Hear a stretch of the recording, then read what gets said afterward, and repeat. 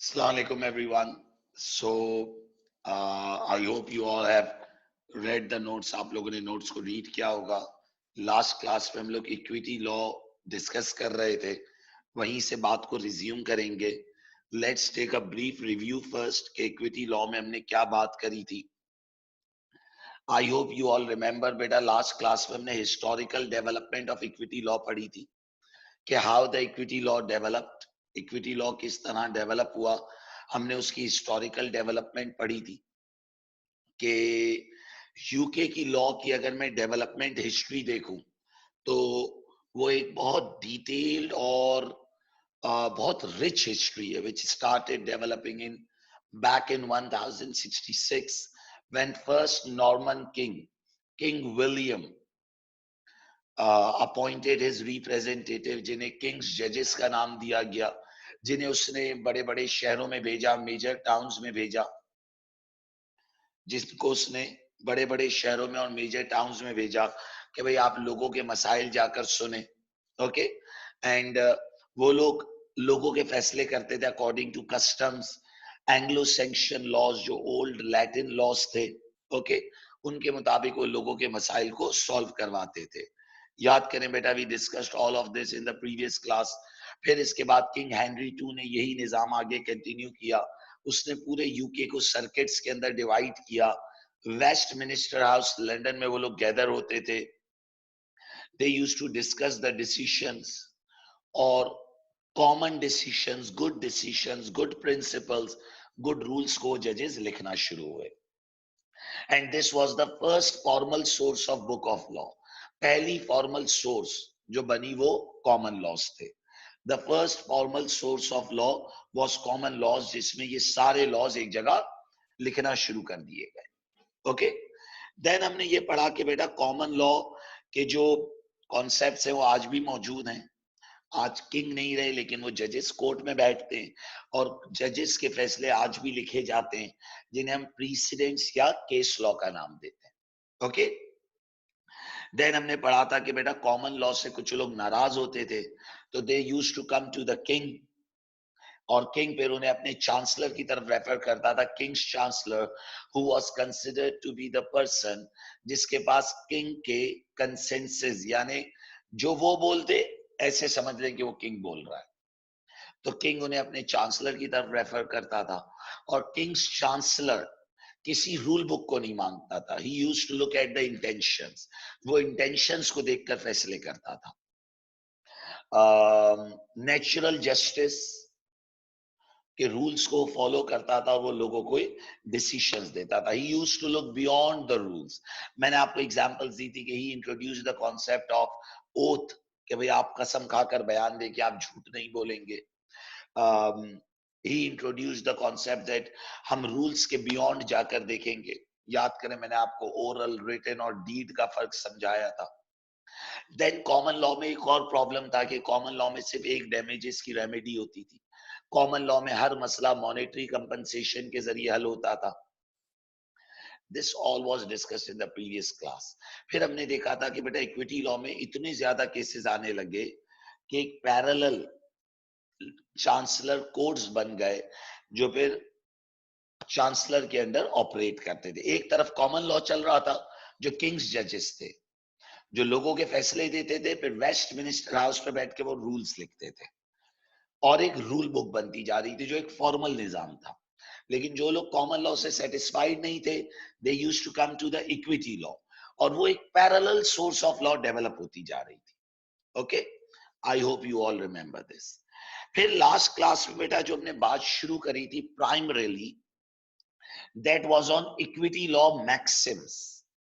कि बेटा equity law के कुछ प्रिंसिपल्स हैं, कुछ गाइडलाइंस हैं, कुछ बेसिस हैं जो कि फॉलो की जानी चाहिए.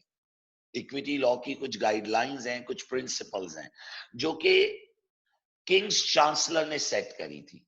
किंग्स चांसलर ने कुछ बेसिक प्रिंसिपल समझाए थे कि भाई इक्विटी लॉ में इन बेसिक प्रिंसिपल्स का हमेशा ख्याल रखा जाएगा.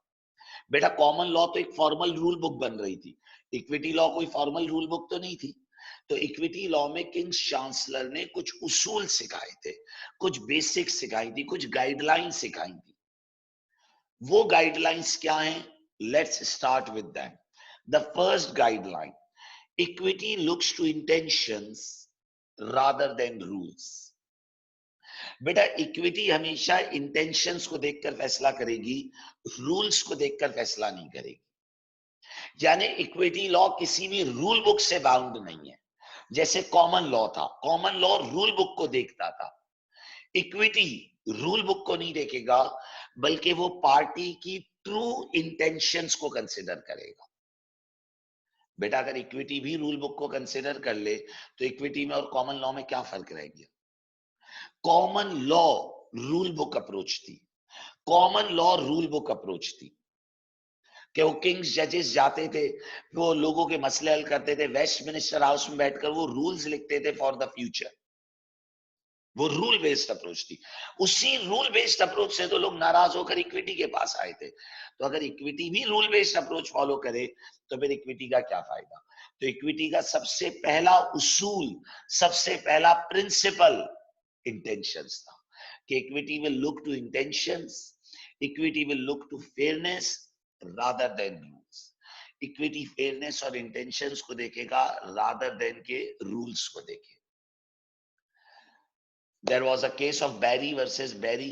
Exactly same case मैंने कल आप लोगों को एग्जाम्पल के तौर पर सुनाया था. Barry versus Barry, a very famous case. Situation ये थी कि बेटा कुछ लोगों ने एक डीड बनाई. डीड का मतलब होता है एक ऐसा रिटन कॉन्ट्रैक्ट जो रजिस्टर करवाया जाए. एक ऐसा रिटन कॉन्ट्रैक्ट जो क्या करवाया जाए बेटा? रजिस्टर करवाया जाए. कुछ लोगों ने क्या बनाई? एक डीड बनाई, रिटन प्लस रजिस्टर, लिखकर उसे रजिस्टर करवाया. रिटन प्लस रजिस्टर्ड कॉन्ट्रैक्ट बनाया, यानी उन्होंने एक डीड बनाई. सही. जैसे मैंने इसकी मिसाल ऐसे दी थी कि हमने एक रेंटल कॉन्ट्रैक्ट बनाया जिसे हमने लिखा और फिर रजिस्टर करवा लिया कि मंथली रेंट 4 लाख रुपए होगा. हमने लिखकर रजिस्टर करवा लिया कि जो मंथली रेंट है बेटा वो कितना होगा? 4 लाख होगा. ये कॉन्ट्रैक्ट हमने लिखकर रजिस्टर करा लिया. तो ये एक लेवल हो गया, रिटन प्लस रजिस्टर. फिर उसके बाद हमने एग्री किया कि हम रेंट कॉन्ट्रैक्ट को ऑल्टर करते हैं. ऑल्टर माने चेंज करते हैं. और हमने एग्री कर रेंट कर दिया 3 लाख रुपए. लेकिन बेटा ये जो हमने 3 लाख रुपए के रेंट के लिए एग्री किया, ये हमने लिख लिया, लेकिन हमने इसे जाकर रजिस्टर नहीं करवाया. देखो बेटा, कुछ एक है जो ओरल कॉन्ट्रैक्ट्स होते हैं, एक है जो रिटन होते हैं, एक है जो रिटन प्लस रजिस्टर्ड होते हैं विद गवर्नमेंट. हमारा जो ओरिजिनल रेंटल कॉन्ट्रैक्ट बना था हमने लिखकर रजिस्टर कराया था. कितने का कॉन्ट्रैक्ट था? 4 लाख का रेंटल कॉन्ट्रैक्ट, ये दर्जा. दूसरा जो हमने किया ऑल्टरेशन, वो हमने सिर्फ लिखी, रजिस्टर नहीं कराई. हमने लिखी, रजिस्टर नहीं कराई. ऑल्टरेशन लिखी और हम दोनों ने उस पर साइन कर दिया. लेटर ऑन ये मसला कोर्ट में गया कि रेंट कितना होगा. लेटर ऑन ये मसला कोर्ट में गया कि बेटा रेंट कितना होगा. गौर कीजिएगा, तो रिटन प्लस रजिस्टर्ड कॉन्ट्रैक्ट है 4 लाख का. ऑल्ट्रेशन जो बनी है वो 3 लाख की है, वो बाद में बनी है, लिखी हुई है, दोनों ने साइन करी है और दोनों एग्री कर रहे हैं. लेकिन आपको पता है इधर कॉमन लॉ की अप्रोच क्या है? कॉमन लॉ की अप्रोच ये है कि रिटन प्लस रजिस्टर्ड कॉन्ट्रैक्ट को बस रिटन प्लस रजिस्टर्ड कॉन्ट्रैक्ट ही ऑल्टर कर सकता है. सुनिएगा, रिटन प्लस रजिस्टर्ड कॉन्ट्रैक्ट को बस रिटन प्लस रजिस्टर्ड कॉन्ट्रैक्ट ही ऑल्टर कर सकता है.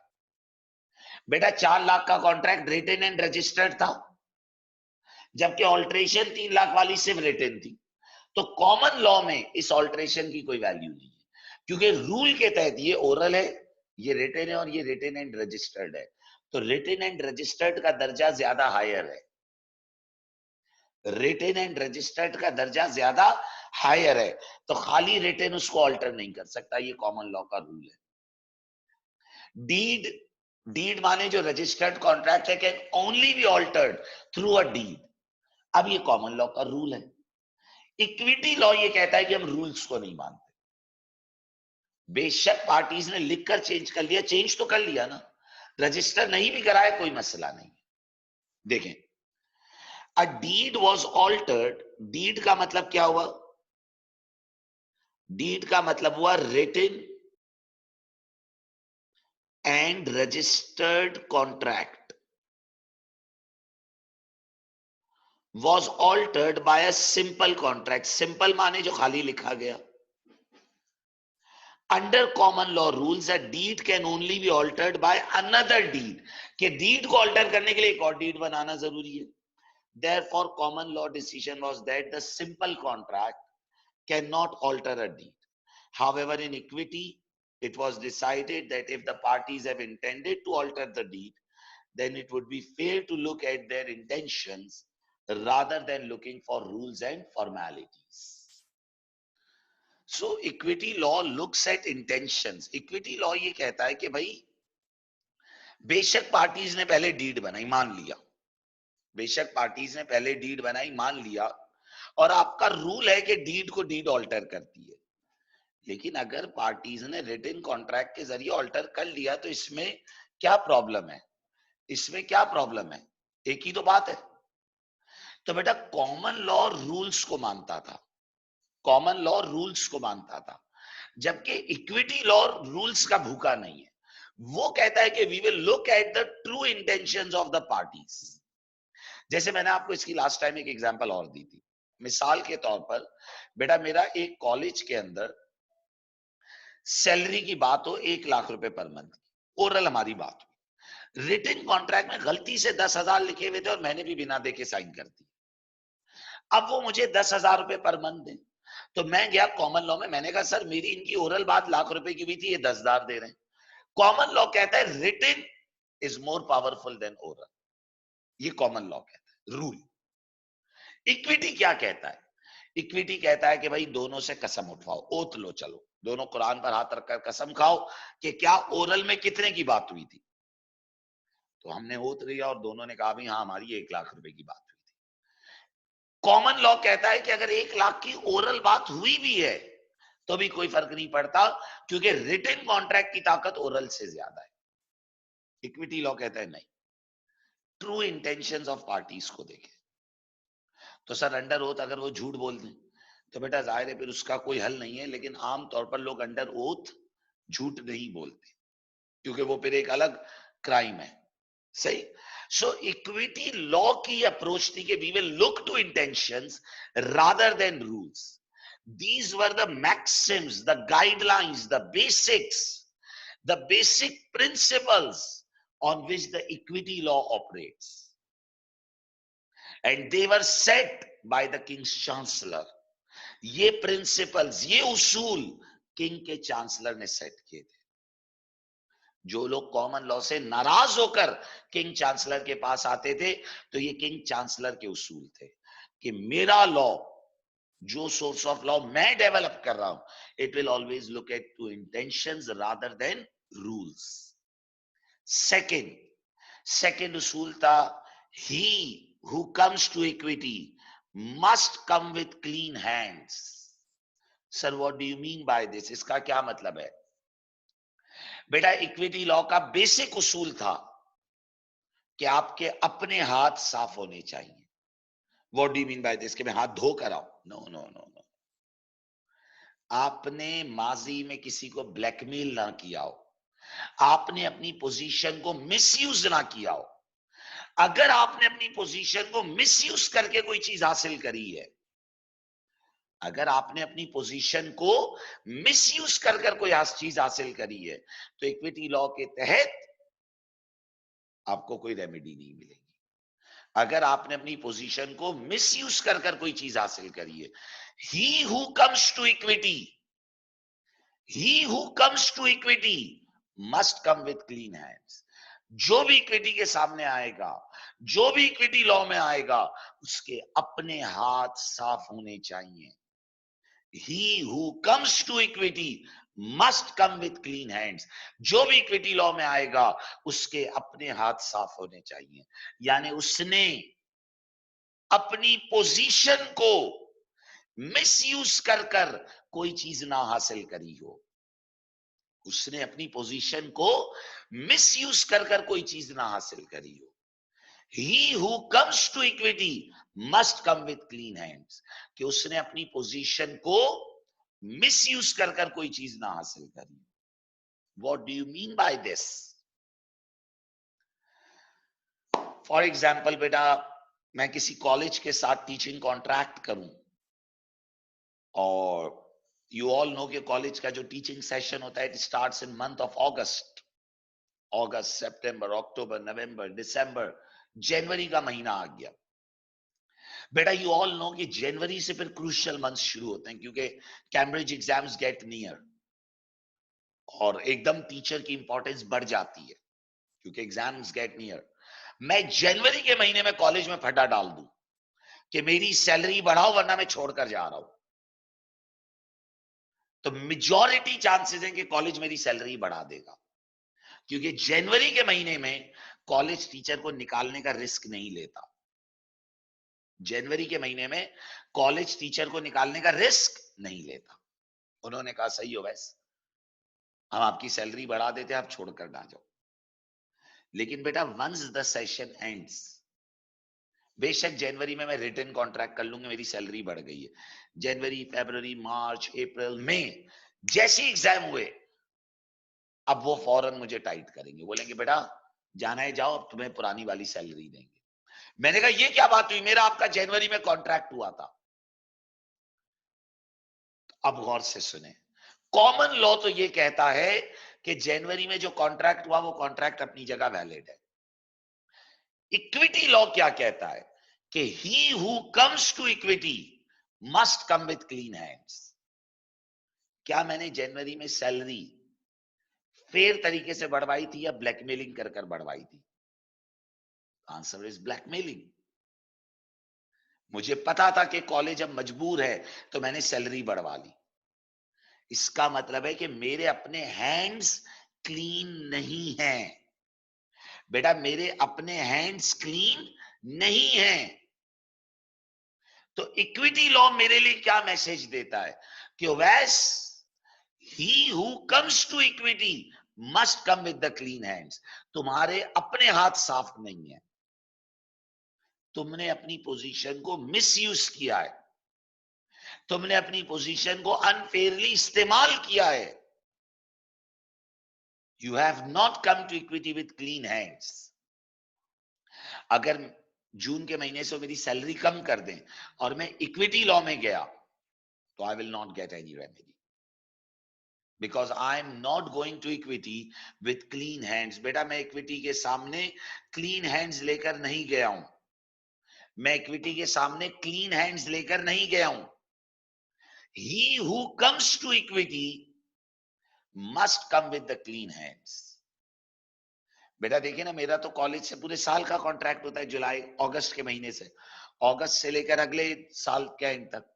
अगस्त, सितंबर, अक्टूबर, नवंबर, दिसंबर, जनवरी, फरवरी, मार्च, अप्रैल, मई, जून, जुलाई, 12 महीने का कॉन्ट्रैक्ट होता है. लेकिन मैं क्या करूंगा, मैं जनवरी के महीने में कहूंगा कि सर मेरी सैलरी बढ़ाए वरना मैं छोड़ के जा रहा हूं. तो बेटा प्रैक्टिकली कॉलेज फड्डे में नहीं पड़ना चाहता, क्योंकि उस वक्त टाइम नहीं होता. अगर कॉलेज मेरे खिलाफ केस कर दे तो हो सकता है कि वो केस जीत जाएंगे, हो सकता है कि वो केस जीत जाएंगे, क्योंकि मेरा तो कॉन्ट्रैक्ट है. लेकिन केस वगैरह में टाइम जाया हो जाएगा, और कॉलेज की उस वक्त रेपुटेशन खराब हो रही होती है कि टीचर नहीं आ रहा कॉलेज में. पेरेंट्स सवाल कर रहे होते कि भाई टीचर कहाँ है. तो कॉलेज आमतौर पर उस वक्त आपके प्रेशर में आ जाता है. लेकिन वंस द सेशन एंड्स, वो फिर अब वो बदला लेगा. तो अगर मैं इक्विटी के सामने गया, तो इक्विटी का बेसिक उसूल क्या है कि ओवैस he who comes to equity must come with the clean hands. And obviously I have not come with the clean hands, because मैंने अपनी सैलरी ब्लैकमेलिंग कर कर बढ़ाई है, अनफेयर तरीके से बढ़वाई है, and I have not come with the clean hands. Okay, तो इक्विटी में मेरे लिए कोई रेमेडी नहीं है. बेशक मैंने जनवरी में रिटन कॉन्ट्रैक्ट कराया हो, रिटन एंड रजिस्टर्ड करवाया हो, बट इक्विटी कहता है कि your hands are not clean. There was a case of D&C Builders, D&C Builders versus Rees. A very interesting case. एक बंदे ने एक बिल्डर से कुछ कंस्ट्रक्शन वर्क करवाया, एक बंदे ने एक बिल्डर से कुछ कंस्ट्रक्शन वर्क करवाया. Claimant said some had done some building work for defendants and had a bill of 782 pounds.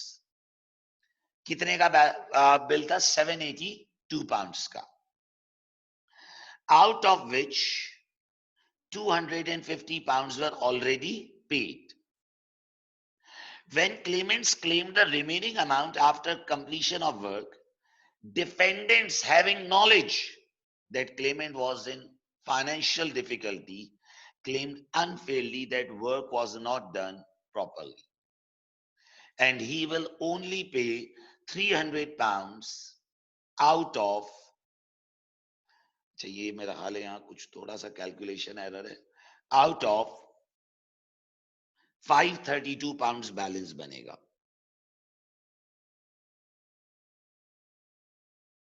Okay, सो उन्होंने कहा कि भाई हम आपको सिर्फ 300 पाउंड दे सकते हैं, वी कैन नॉट पे the rest amount. Claimants reluctantly agreed to it at the time due to financial difficulty, but later filed a claim. Now understand it, इस गेम को समझें. गेम क्या हुई बेटा कि कुछ बिल्डिंग वर्क हुआ था, कुछ 782 पाउंड्स का ऑलमोस्ट बिल बना, जिसमें से एक सर्टेन अमाउंट स्टार्ट के अंदर पेड था, जिसमें से एक सर्टेन अमाउंट बेटा स्टार्ट में क्या था? पेड था. सही. अच्छा ये मैं थोड़ी सी एक करेक्शन कर लूं, ये ओरिजिनल अमाउंट 732 था, ये टाइपिंग एरर हो गया है बेटा. 732 का टोटल बिल था, 250 पाउंड ओरिजिनली पेड थे, 732 में से 250 हटा दें तो 482 का बैलेंस बाकी था.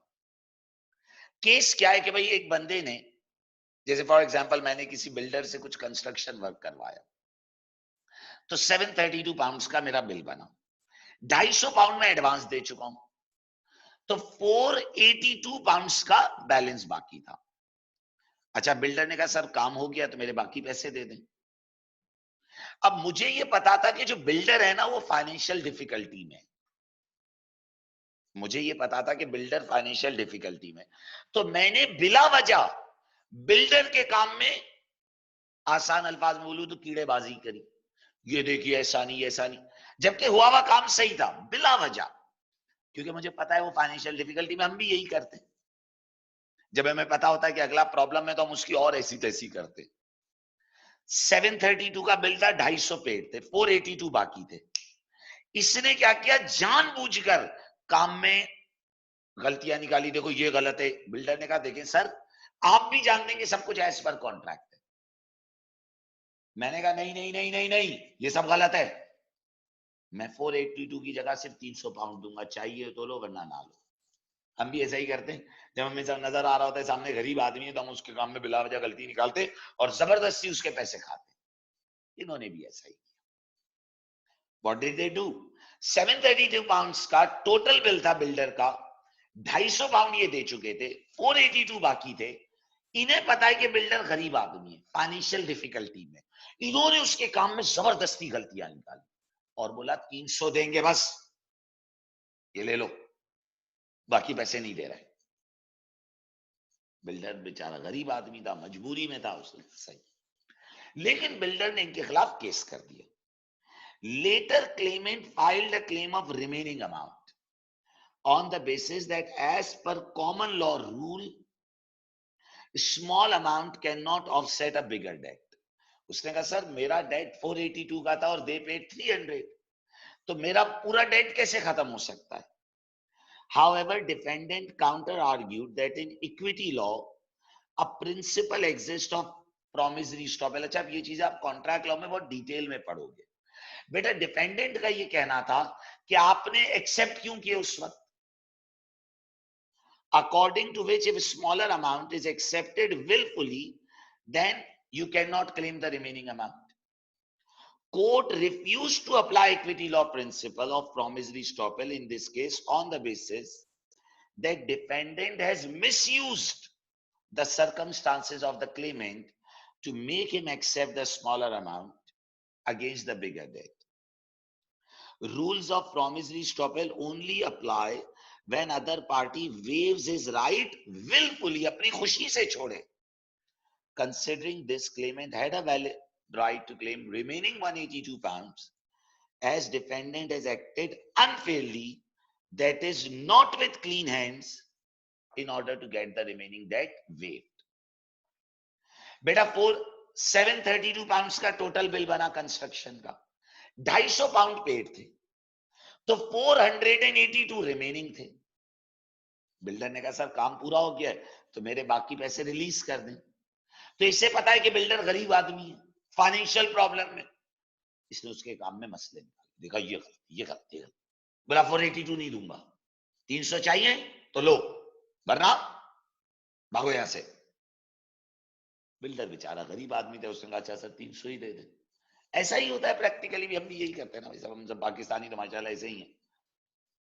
हमें अपनी कहानी इसमें नजर आ रही है. हम भी गरीब को आदमी से, अमीर आदमी से काम कराएंगे तो पैसे नहीं खाएंगे, गरीब के पैसे खाने में हमें मजा आता है. ओए तुमने ऐसा किया ऐसा किया ऐसा किया, मैं तुम्हें भी इतने ही पैसे दूंगा. और अनफेयरली हम उसके काम में गलतियां निकालते हैं ताकि उसके थोड़े पैसे रोक लें. घर पे प्लम्बर कारपेंटर ये आते तो हम ये करते.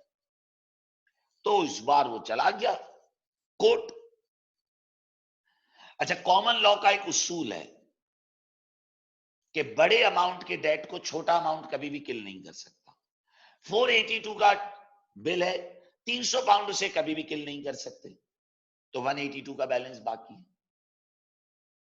लेकिन इक्विटी लॉ ये कहता है कि अगर कोई बंदा अपनी खुशी से अपना राइट छोड़ दे तो वो वेवर वैलिड होगा. लेकिन वही इक्विटी ये भी कहता है कि he who comes to equity must come with the clean hands. क्या यहां इनके हैंड्स क्लीन थे?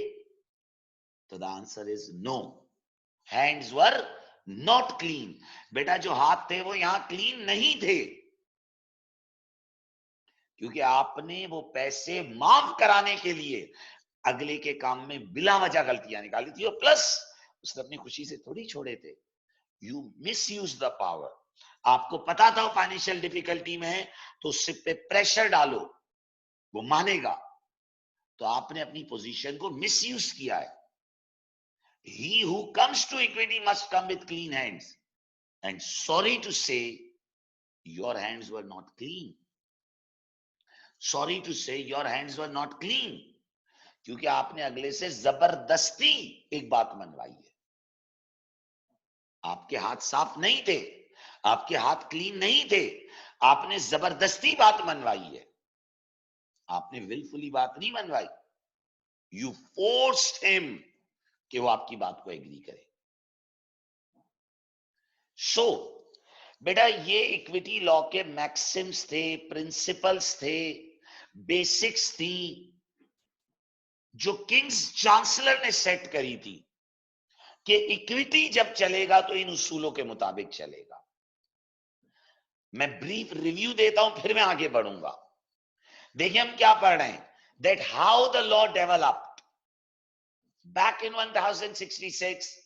Norman King William, his judges, लोगों के मसाइल सुनते थे, gathered at Westminster House, मसाइल को लिखते थे और एक रूल बुक बनाते थे, जो एक रूल बुक थी, the first formal book of law called as common law, जो आज भी चलती है.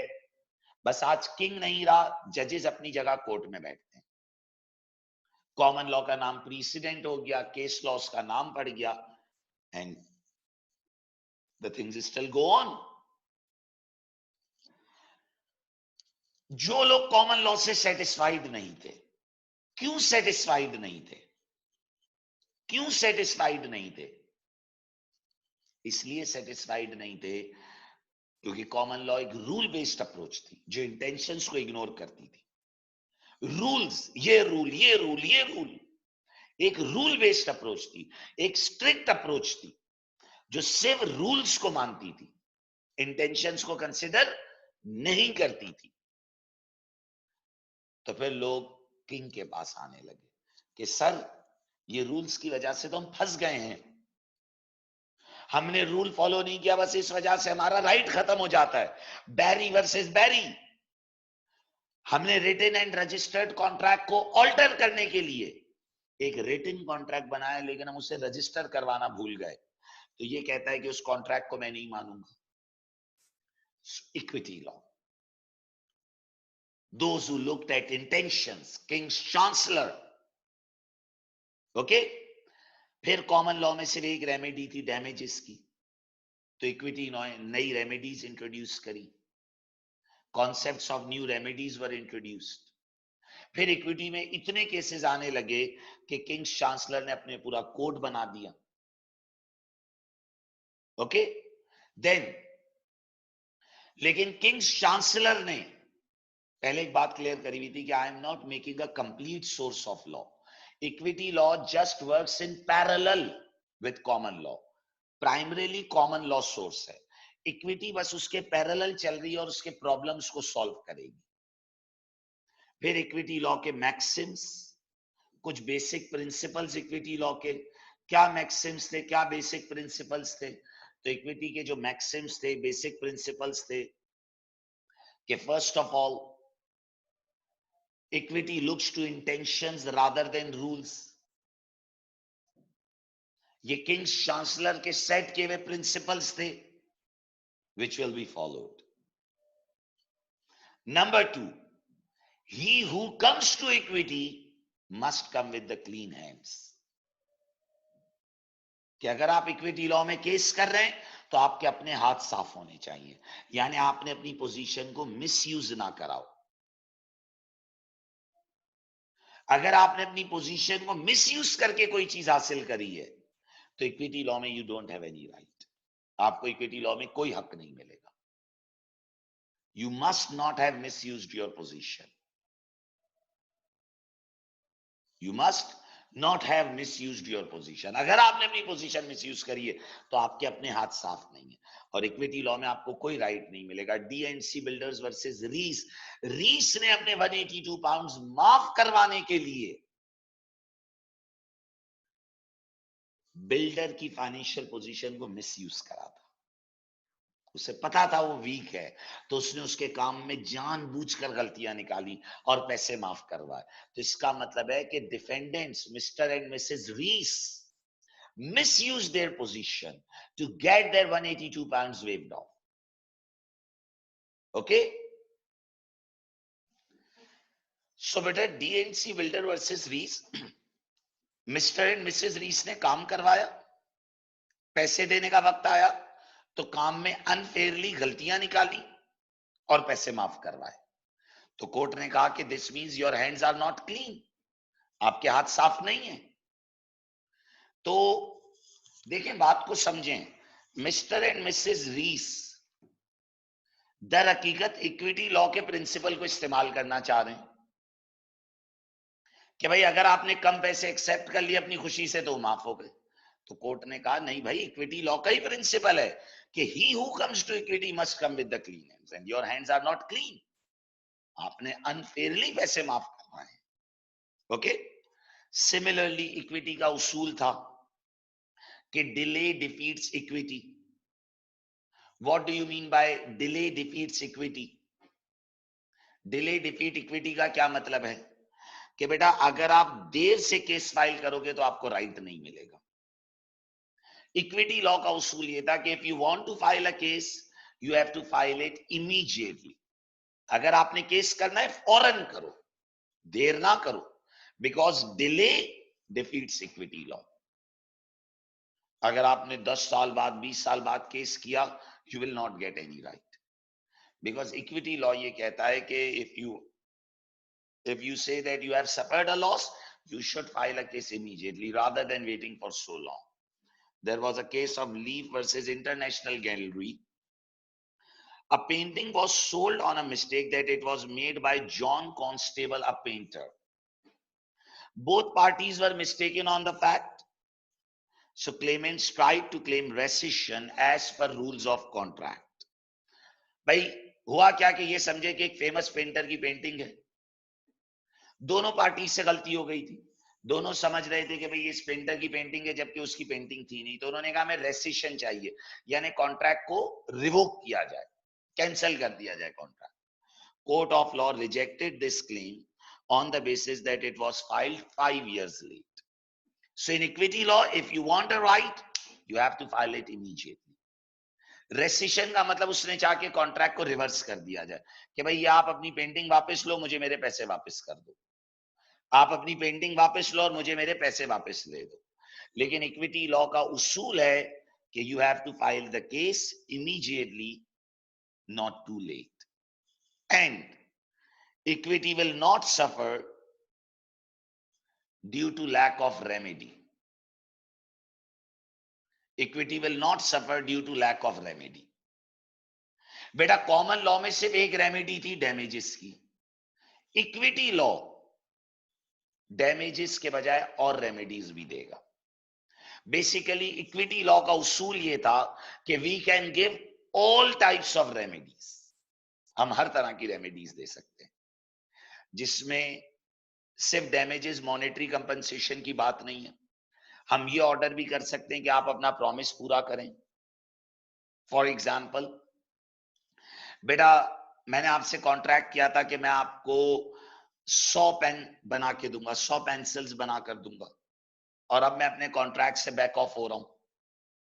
अगर मैंने आपसे कॉन्ट्रैक्ट किया था कि मैं आपको 100 पेंसिल्स बना कर दूंगा, और अब अगर मैं अपने कॉन्ट्रैक्ट से बैक ऑफ हो रहा हूं, अब अगर मैं अपने कॉन्ट्रैक्ट से बैक ऑफ हो रहा हूं, 100 पेंसिल के कॉन्ट्रैक्ट से अगर मैं बैक ऑफ हो रहा हूं, पीछे हट रहा हूं,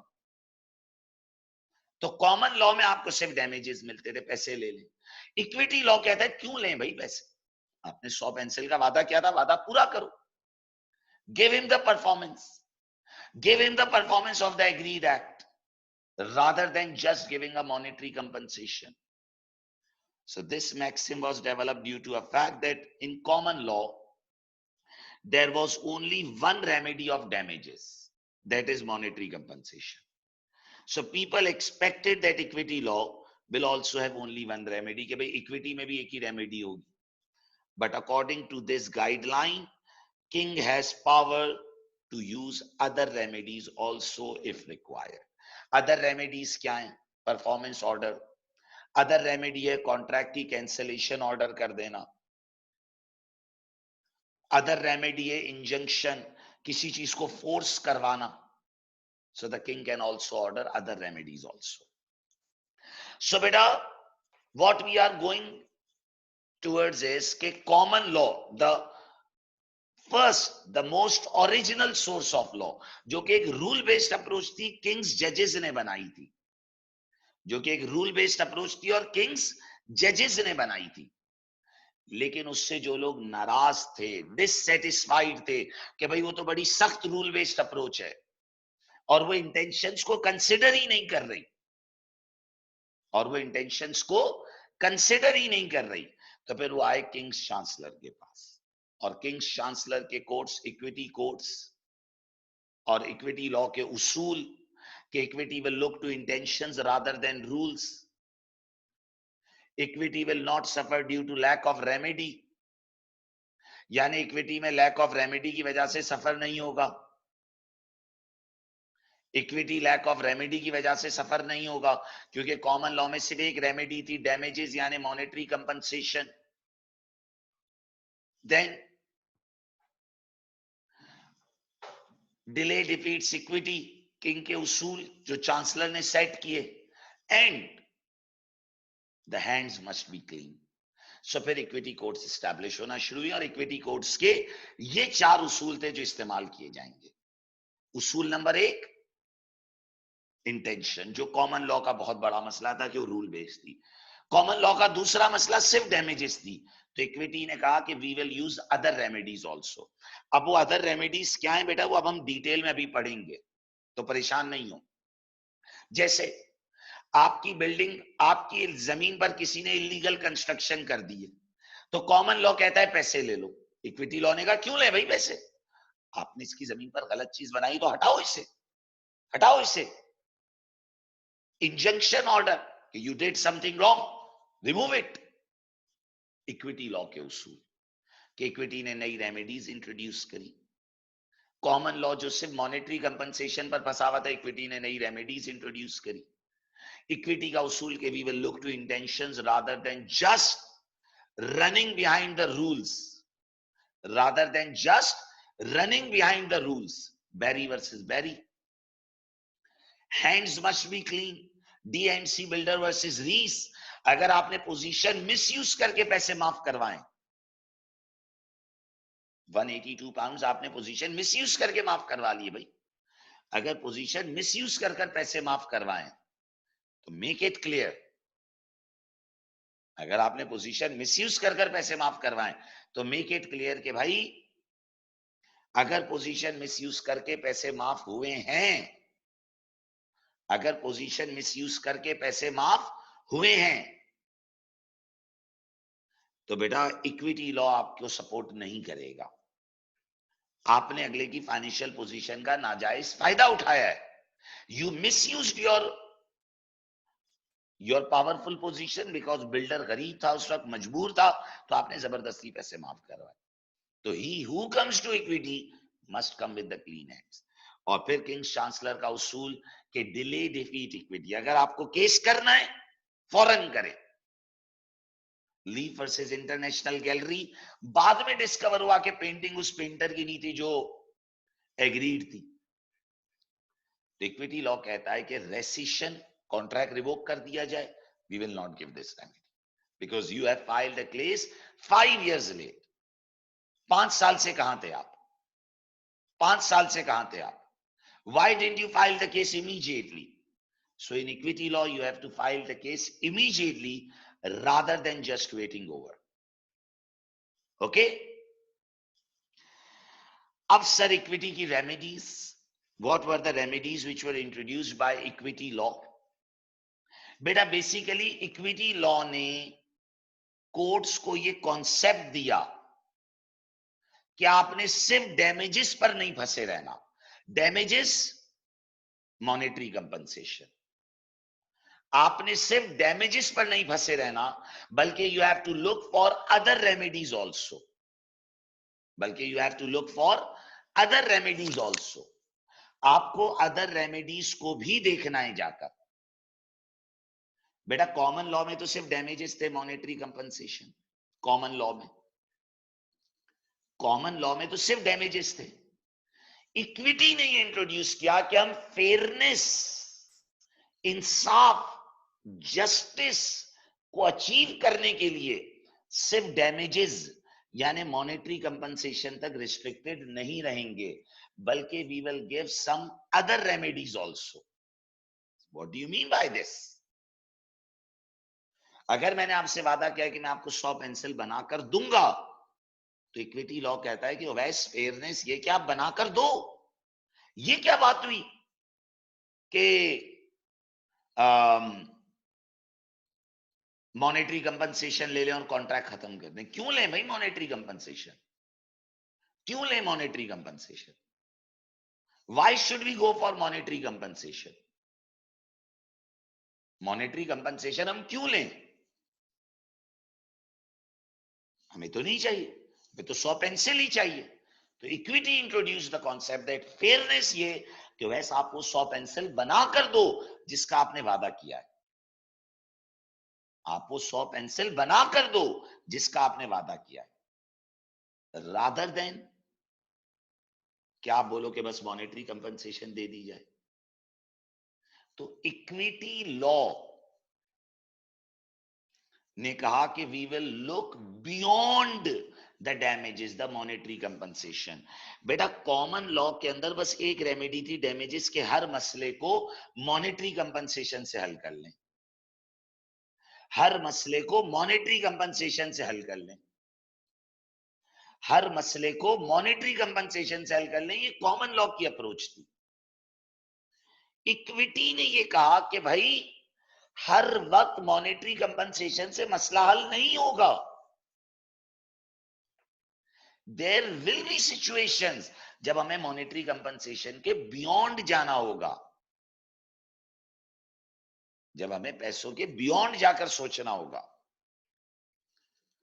फॉर एग्जाम्पल कोई आपकी प्रेमिसेस में रॉन्ग कंस्ट्रक्शन कर ले, तो मैं आपको बोलूं पैसे ले लो, आपने कहा मुझे पैसे नहीं चाहिए, इसको ये काम करने से रोकें। सो इक्विटी इंट्रोड्यूस्ड अ कॉन्सेप्ट कि भाई नई रेमेडीज, ऑर्डर्स दिए जा सकते हैं। and they can be beyond monetary compensation. बेटा आप एक रेजिडेंशियल सोसाइटी में रहते हो, मिसाल के तौर पे आप पीसीएचएस में रहते हो और आपके घर के बराबर में कोई स्कूल खोल दे और रोज सुबह शोर शराबा ये हो, आपने कहा यार रेजिडेंशियल सोसाइटी में आपने स्कूल खोला है, बंद करो इस स्कूल को। उसने कहा सर अभी आपको थोड़ी तकलीफ होती है, थोड़े पैसे ले लो। आपने कहा यार मुझे पैसे नहीं चाहिए, मुझे पीस ऑफ माइंड चाहिए, इस स्कूल को बंद करो, मुझे पैसे नहीं चाहिए, I don't want monetary compensation, मुझे मॉनेटरी कंपनसेशन नहीं चाहिए, मुझे चाहिए कि इस स्कूल को बंद करवाया जाए। तो कॉमन लॉ में हर मसले का हल डैमेजेस था।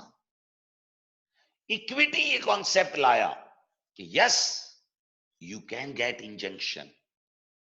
इंजंक्शन माने उसे वो काम करने से रोका जाएगा, to stop someone from doing the wrong act, उसे वो काम करने से बिल्कुल रोका जाएगा। ये कॉन्सेप्ट इक्विटी लाया। Some new remedies were introduced, जिसमें सबसे पहली रेमेडी है फिर injunction. Sir what is injunction?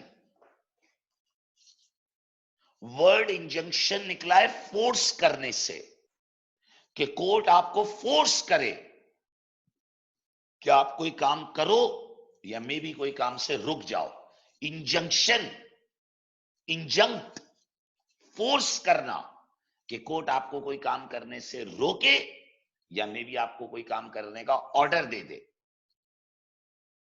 Injunction. For example, मैंने कॉन्ट्रैक्ट किया किसी कॉलेज के साथ कि मैं आपके बच्चों को प्राइवेट नहीं पढ़ाऊंगा। मैंने किसी कॉलेज के साथ कॉन्ट्रैक्ट किया कि मैं आपके बच्चों को प्राइवेट कोचिंग में ले जाकर नहीं पढ़ाऊंगा और मैं प्राइवेट पढ़ाना शुरू कर दूं, तो वो कॉलेज मेरे खिलाफ इंजंक्शन फोर्स करेगा कि वैसा आप वो काम करना रोको फौरन, because you are doing something wrong. Injunction to stop someone, to stop someone, to force someone, कि कोर्ट आपको ऑर्डर करेगा कि आप वो काम करने से रोको। मैंने कॉन्ट्रैक्ट किया कि मैं किसी कॉलेज के बच्चे को प्राइवेट नहीं पढ़ाऊंगा, मैं पढ़ा रहा हूं, तो the college will get an injunction order against me. The court will order कि वैसा आप ये काम करने से रुको। अब बेटा कॉमन लॉ में तो ये रेमेडीज नहीं थी, कॉमन लॉ तो कहता था बस डैमेजेस ले लो। Injunction to force to stop someone, okay. In this order, court of law में order one of the involve party to do something, कि आप ये करो, और not to do something. If a court orders a party to perform a particular act, कि आप ये करो, आपने वादा किया था, तो इसे मैंडेटरी इंजंक्शन कहते हैं। On the other hand, if court orders a party to refrain, कि आप ये वाला काम ना करो, रिफ्रेन माने दूर रहो, then it is called prohibitory injunction, कि आप ये काम करने से रुक जाओ। रेजिडेंशियल इलाके में आप स्कूल चलाओगे तो कोर्ट आपको ऑर्डर करेगा कि आप ये काम करने से रुक जाओ, प्रोहिबिटरी इंजंक्शन। देखो बेटा गेम को समझो। कॉमन लॉ पुराना कहता था सिर्फ डैमेजेस ले लो, पैसे ले लो, पैसे। अरे आपने कहा मुझे पैसे नहीं चाहिए यार, I don't need monetary compensation. ये बंदा गलत काम कर रहा है, इसे ये काम करने से रोका जाए, टू स्टॉप हिम, इसे ये काम करने से रोका जाए। Damages monetary compensation, injunction to stop someone. So different types of orders were introduced by equity law. Kennedy versus Thompson, court granted an injunction by restricting number of times power boat race can be done on a lake. क्योंकि हो ये रहा था कि एक residential इलाके के बीच में एक लेक थी, उधर लोग पावर बोट रेस करते थे तो शोर होता था। तो कोर्ट ने कहा बाय लॉ ने एक certain number of races allowed थी, तो कोर्ट ने कहा इससे ज्यादा रेसेस नहीं करनी है, और इंजंक्शन स्टॉप देम, कि आप ये काम नहीं करोगे। अगर कॉमन लॉ होता तो क्या कहता, सर पैसे ले लो ना तकलीफ के। Warner Brother versus Nelson. Court granted an injunction order against actress Betty Davis by restraining. Restraining माने by stopping her from acting in other films when her acting in other films would have resulted in a breach of contract with Warner Brothers. बेटा उसका Warner Brothers के साथ contract था कि आप किसी और फिल्म में एक्ट नहीं करोगे. तो जब वो किसी और फिल्म में एक्ट करने गई तो कोर्ट ने इंजंक्शन स्टॉप करा उसे कि you can not act in other films. आप दूसरी फिल्म्स में एक्ट नहीं कर सकते. To stop, to restrain. जैसे मैंने अपनी मिसाल दी कि फॉर एग्जांपल मेरा किसी कॉलेज के साथ कॉन्ट्रैक्ट है कि मैं कहीं और जाकर नहीं पढ़ाऊंगा या मैं कोचिंग में बच्चों को प्राइवेट नहीं करूंगा. तो अगर मैं बच्चों को प्राइवेटली पढ़ाना शुरू हो गया तो वो कॉलेज मेरे खिलाफ रीस्ट्रेनिंग ऑर्डर लेगा, मुझे रोकेगा. Stop injunction order. सो बेटा इक्विटी लॉ क्या समझा रहा है कि कॉमन लॉ की जो अप्रोच थी ना सिर्फ डैमेजेस की, कि हर मसलों को पैसों से हल कर लो, that approach is not the right approach. और इक्विटी लॉ ने ये अलाउ किया कि some new remedies can be introduced to deal with that situation, to deal with that circumstances. हर वक्त हर मसला डैमेजेस के जरिए हल नहीं हो सकता. Sometimes you have to think beyond damages. Like you have to go for injunction. You have to stop that person, or you have to force that person to do that particular act. Canaway versus Thompson court stopped them to do power boat race beyond a certain limit. Warner Brothers versus Nelson court stopped them, stopped Betty Davis to act in other film. उसे दूसरी film में act करने से रोका गया. You cannot act in that other film.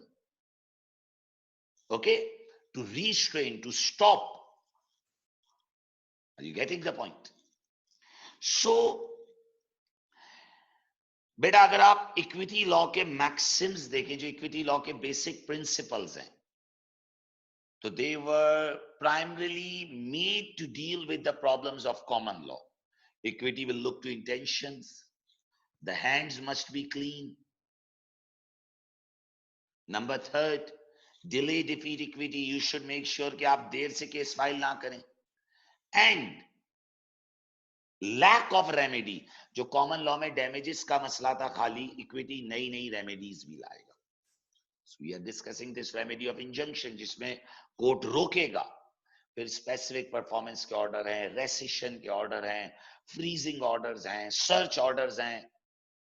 All was introduced by equity law. Okay, इंशाल्लाह we will continue it in the next class.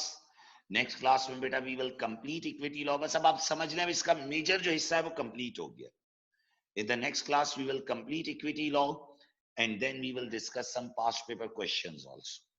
Okay, चले, खुदा हाफिज. आई होप आप लोग नोट्स रोज के रोज रीड करेंगे.